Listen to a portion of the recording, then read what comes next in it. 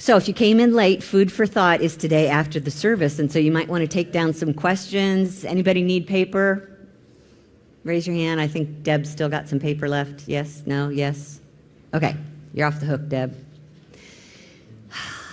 And then we can talk about it afterwards. I had a chance to have lunch with a minister friend this week, and of course we were talking about what we're talking about on Sunday, and the topic of divine order came up because that's one of the spiritual qualities we're going to look at today that we all have within us. And we talked about how interesting it is that people use that phrase divine order for a lot of different reasons, kind of unlike what unity would claim is its description, which is fine. But for instance, I was thinking of a friend of mine who's kind of a free spirit, and she doesn't plan anything, and she just goes, like where the wind takes her. And every once in a while, she might get caught with her pants down because she wasn't prepared, and then the word divine order comes out of her mouth like she's calling the ambulance, to come and rescue her from something like that. On the other hand, I have a friend who's very scheduled. The calendar is booked for weeks in advance, so don't think about calling him at the last minute and asking him to join you for something, because he'll say, oh, I'm already booked. And even if it's something he really wants to do, he'll say, oh, I would love to do that, but I just, I got to follow what's on my schedule, and I guess it's divine order, like it's God's will running my life.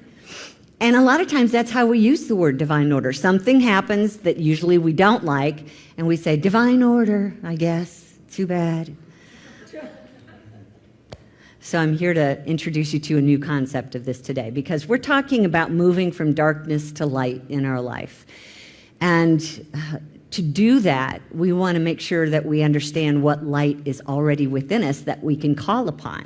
Remember how we looked a little bit at Superman last week and how he carries those powers within him and wears that uniform? Well, we don't have to wear a uniform, so to speak, but it would be good if we could remember that we carry these spiritual qualities within us, that when we find ourselves in darkness, we can pull out the light in us. We just have to become acquainted with those and know how to use them. So today we're going to start with the concept of divine order that we not only look at in unity, it's the one of our 12 powers that we can get a little confused on because it's a law.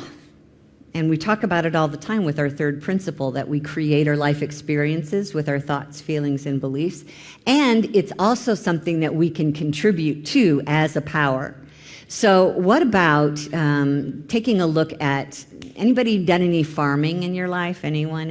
No one? Okay, Susan, great. So what I noticed, when I've traveled down to Peoria, and I feel like I've got a little ring or a hum on the end of what I'm doing here.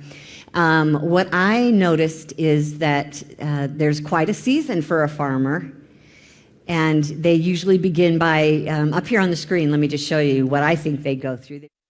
Opportunities to act, to take action, to call in other people, to tap into certain resources that are making themselves known to you because you followed this process. And little by little, you will feel yourself moving into the light. That's how the divine process is meant to work. It's a very orderly process. However, it can be a result of chaos if we're misusing that process. Instead of following that list up there, instead we get involved with complaining and worrying and blaming that it's not going the way that we want it. Because, as we say here regularly, whatever thoughts and feelings and beliefs we hold in mind is producing in kind. So Jesus explained it very simply here in the book of Luke. The good person out of the good treasure of the heart produces good. The evil person out of the evil treasure produces evil. So our work is to wake up when we're in the darkness or we're headed toward the dark and make adjustments. Now, oftentimes the ego wants to step in and say, I'll make those adjustments. And those adjustments look like control or worry or tension throughout the body, which usually only just contributes to illness. But that's not the kind of adjustment we're talking about. Jesus said in the book of Matthew 6, you've heard over and over again, therefore do not worry, saying, what will we eat? Or what will we drink? Or what will we wear? Indeed, your heavenly Father knows that you need all these things. But here's your work. Strive first for the kingdom of God. Remember, that's the first step, preparing your field. And his righteousness, knowing those truths, those divine truths. And all these things will be given to you as well. So, if we take that list of how to do the planting process and we kind of narrow it down to 3 main steps in our power of divine order, it's these 3: mind, idea, expression. That's the law, and that is how we use the law, when we can get involved in the law. So when we talk about mind, let's say this affirmation up here together. There's only one presence and power in my life, the all-loving goodness of God, and I am one with this divine mind. Now, this can be tricky because when we talk about mind, you literally have 3 minds to work with, or I'll say 3 levels of consciousness. Divine mind, always present. We're inside that mind, and it's always available to us. Our conscious mind is the mind that said, I think I'll go to Unity this morning, and brought you into this room and sat you in your chair and is actually focusing or not focusing on my words. Maybe you're focusing on something else. What a big surprise. But that conscious mind is the part of yourself that you can actually control. And in between that divine mind that's got everything that we need, and the conscious mind, which is basically just supposed to be in the moment and making decisions accordingly, there's that beautiful subconscious mind. It's busy all the time and controlling our actions and our thoughts, our beliefs. It's got our memories in there. It's got our bad habits in there. It's got our past experiences in there. And that's that subconscious layer. That's the part of ourself that's driving most of what we do. And it needs to be told.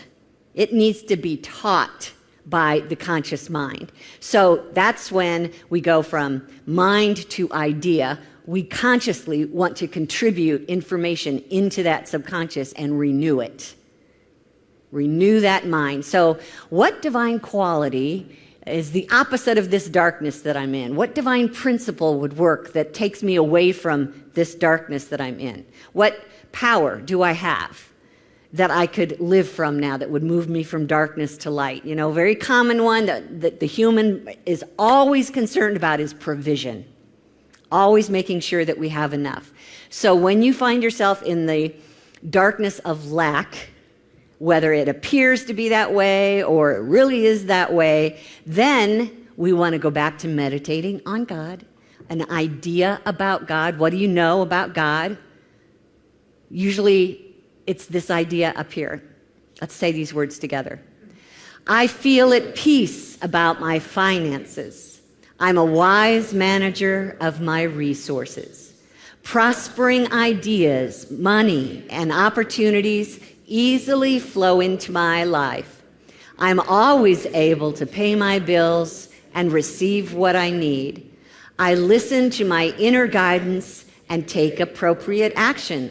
Things always work out for me. So those are a bunch of ideas. Choose any one of those phrases as words that are ideas from divine mind that we want to focus on.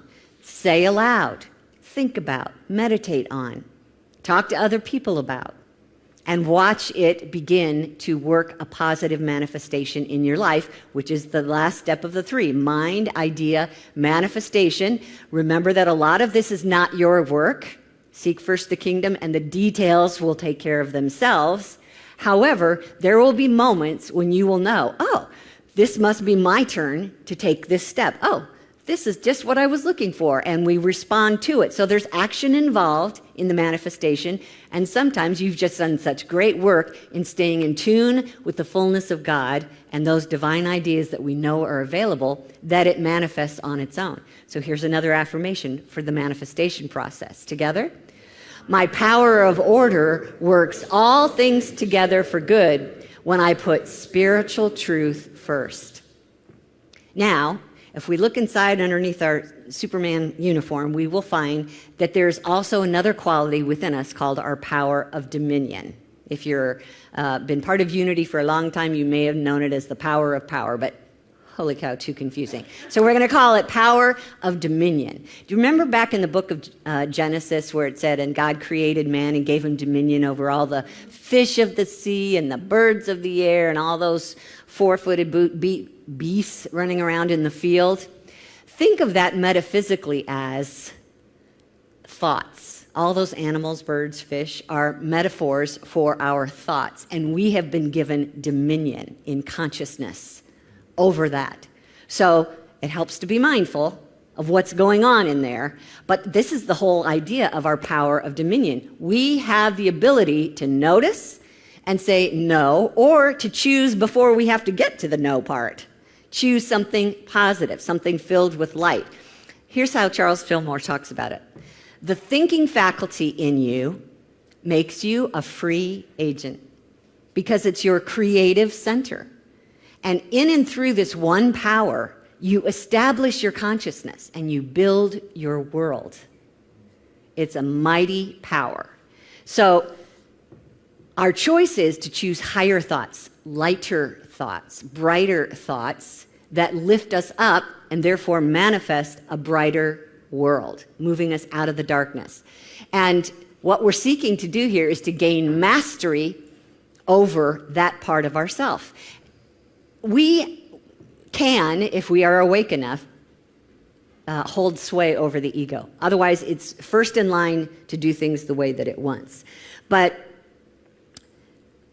coming into the spiritual, from the spiritual dimension into this physical world, we still carry all the divine wisdom and power needed within us to live a life of light. It's just that it gets worked out of us over our years. You know, have you ever watched kids play? And I've never run into children talking back and forth saying, I sure hope Dad gets his paycheck on time this week. Yeah, I know. I'm really looking forward to getting a meal sometime soon. No, they're not worried about that.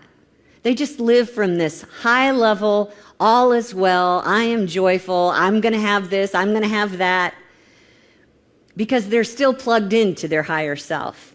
I came across this video this week about how we can help kids go back to who they are and remind themselves of their truth.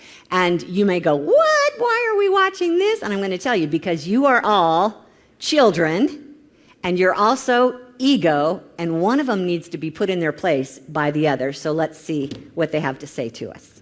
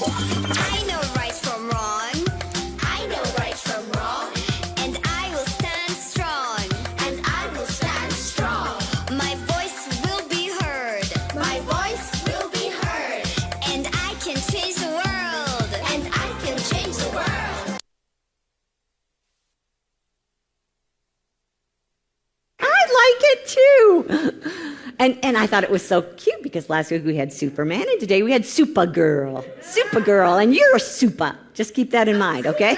Yeah. So instead of using this power of dominion, which is choosing our thoughts, instead of using it against us, which is the first temptation of the ego as soon as it starts to get dark, we'll even say, it's getting dark out, when really what we want to go is, I'm going to go look for the light. You know, every time I say this, I still have a hard time believing it, that 95% of our day is driven by our subconscious mind. It's almost as if we're a victim to it, and yet we know we're not. We just need a conscious awareness. So notice those habits that keep popping up. Notice those beliefs that whenever you're spouting something from your mouth, that's something you've said all your life, and it doesn't feel good when you say it, notice that. That must not be based in spiritual truth. I don't know where I got that, but I'm going to rethink this. I'm going to take dominion over that for just a minute and see if I can't find something more truthful and more powerful. And then go back to your power of order and remember to bring in the manifestation, the choice, the mind and the idea process. Love what's said in the book of Proverbs 16. It's better to win control over yourself than over whole cities. Now, most of us let our ego rebel when things aren't going that way, and let our subconscious keep repeating what isn't working for us. And no one else can fix that in us except the conscious mind in the moment. So think of that level of conscious mind as your gatekeeper. And it is either going to let in what's good for us to drop down into the subconscious so it can start repeating, or you're going to say, no, that's not mine. That's not my thought. That's not serving me. That's not of truth. You choose what it is you're going to say. But what you're trying to do then is point your conscious mind over to the level of super consciousness. Christ consciousness. We literally call it super consciousness in Unity, so I love that. Your super consciousness has got everything you're seeking to overcome this darkness. The question is, will you teach the conscious and the subconscious mind to turn in that direction and speak with authority? Something that Winifred Hausman wrote about this power.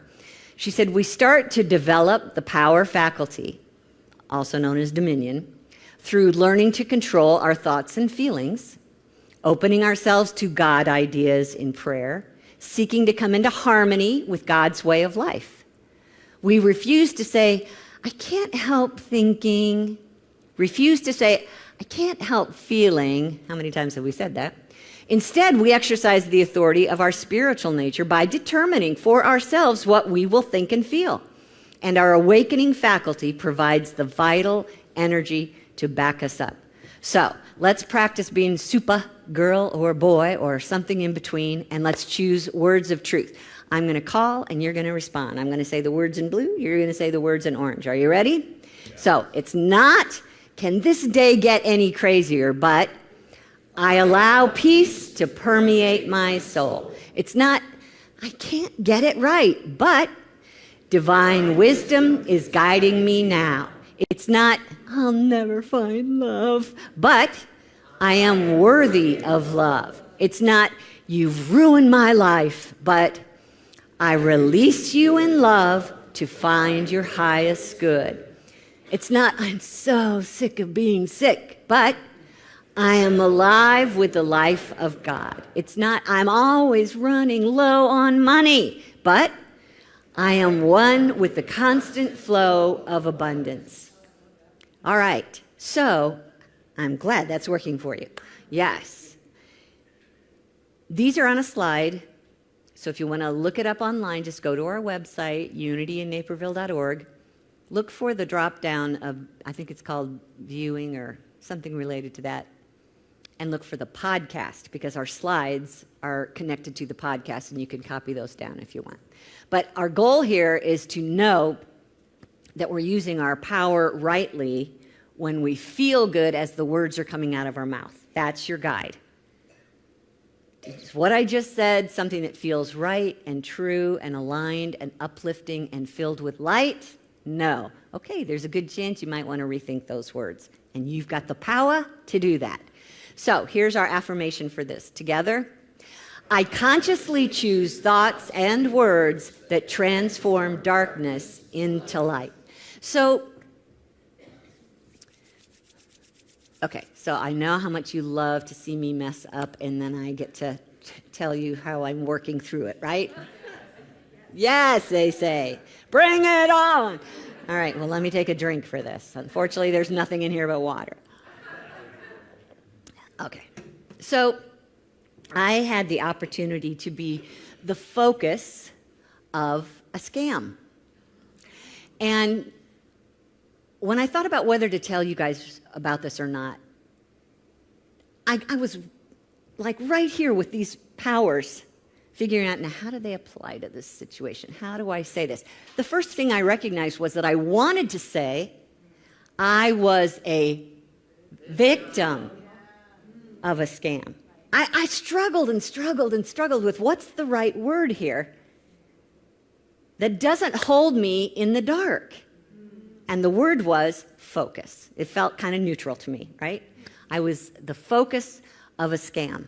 And while this is still unfolding, it's still going through the healing process. Now, I could have used a different word instead of healing process. I could have said, I'm at the mercy of organizations to determine whether this is going to turn out for my good or not. But no, I'm just allowing an unfolding for my good, my highest good, to be revealed. So we're still in that process. And what I wanted to do was take a look at these powers of divine order and dominion and see how I could incorporate them in this situation.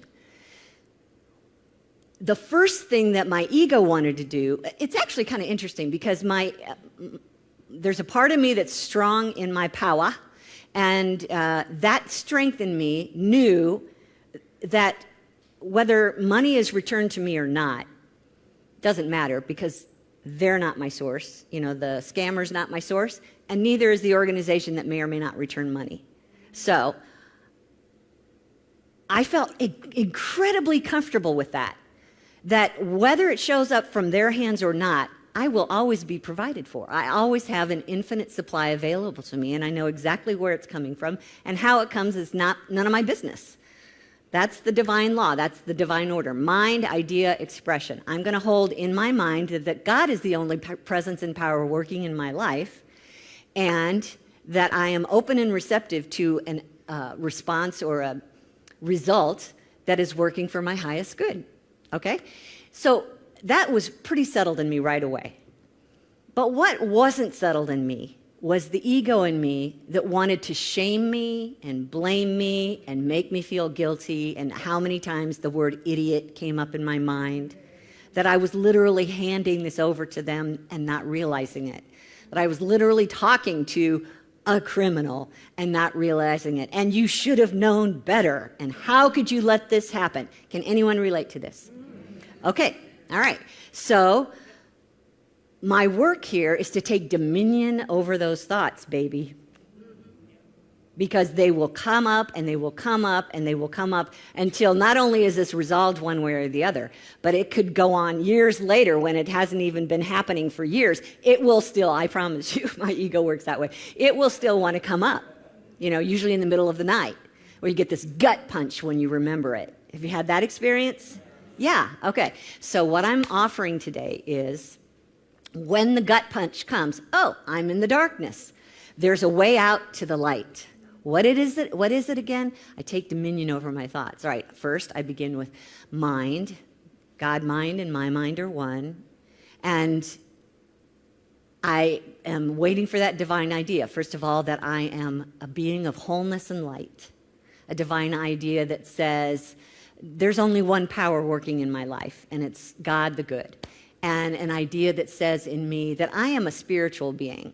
There is nothing shameful or wrong with me. I am here having a human experience, and I can move through this from darkness into light if I choose to move through it in that way. So I'm now holding ideas in my mind that truly feel divine to me. When I think of God as my source, I relax. When I think of I'm a perfect expression of the divine, the ego may be struggling with this. The human in me may be struggling in this. But that's not who I am. And now I'm going to move into this idea of who I am. And then the manifestation over time will start to plant into the subconscious so that my thoughts don't want to go back there very often. And maybe even not at all at some point. Just depends on how I do my work. So I'm guessing every single one of you have had a moment in your life where you felt like a failure or some form of darkness, because the ego is just a champion at judgment, starting with self first. And we have powers within us that will help transform that if we're awake to it, if we're willing to do the work for it. because we've got everything that we need within us and all around us to help us get there. So, what I want to do is, first of all, just see if you can take these words in from Charles Fillmore and Winifred Hausman. Both wrote books about our 12 powers. And so here's what they say about this. Charles says, thoughts are controlled by the mind through its power to say yes or no. To hold a thought is to affirm or deny a certain proposition, both mentally and audibly, until the logic of the mind is satisfied. Also might think of an ego, and spiritual realization is attained. And I would just reverse those. But sometimes you have to get it past the ego first, right? So you have to remind it of truths of the divine that cannot be argued with. That's how you get past the logic of it. Then just rest as often as you can in the spiritual realization. And Winifred would say, when we are in tune with God, we can quickly and easily reveal vital energy for any good purpose. That's our powers. You are super, and you have a super consciousness in you. And this work is about teaching the subconscious to only take instruction from your super consciousness, okay? So let's go into meditation, and I'll give you some ideas for that, okay? Y'all okay with all this? All right, copy that.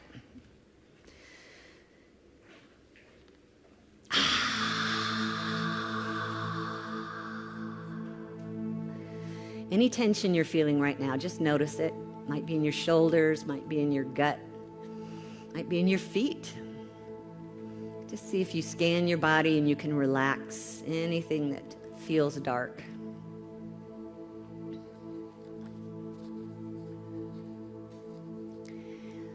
Allow these words to be moved deep into conscious and subconscious minds as you hear these truths from your superconsciousness.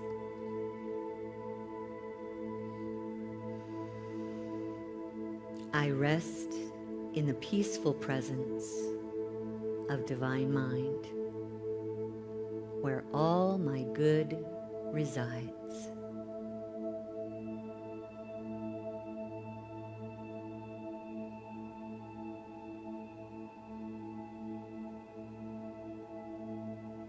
I turn my thoughts to the light.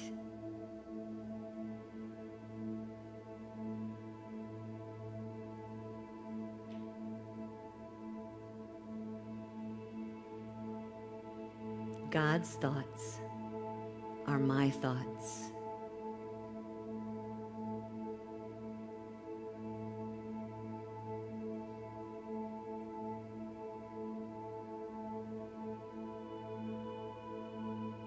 Spiritual truth dissolves all darkness.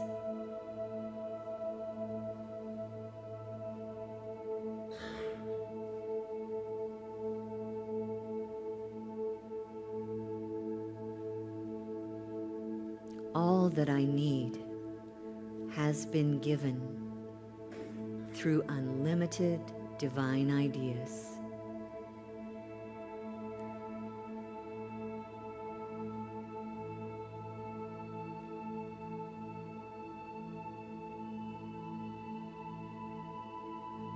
I gratefully receive creative guidance to bring forth the best results.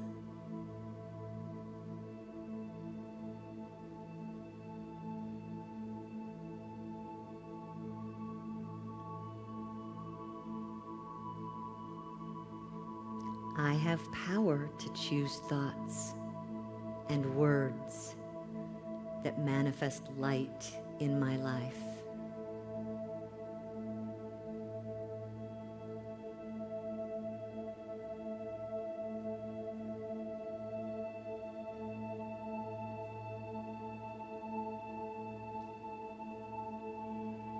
I have the power to say yes and to say no.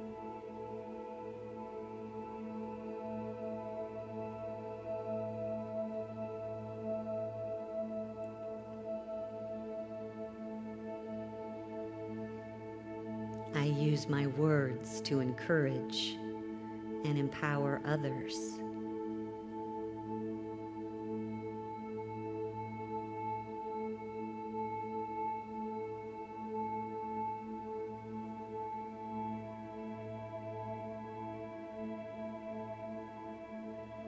I use divine order and dominion for the highest good of all.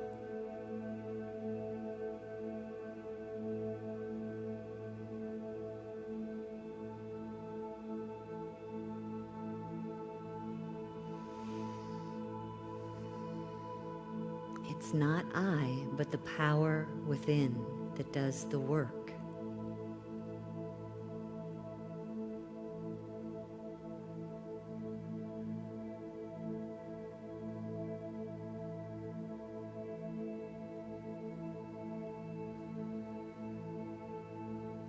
I make a conscious choice for good. I choose for the light.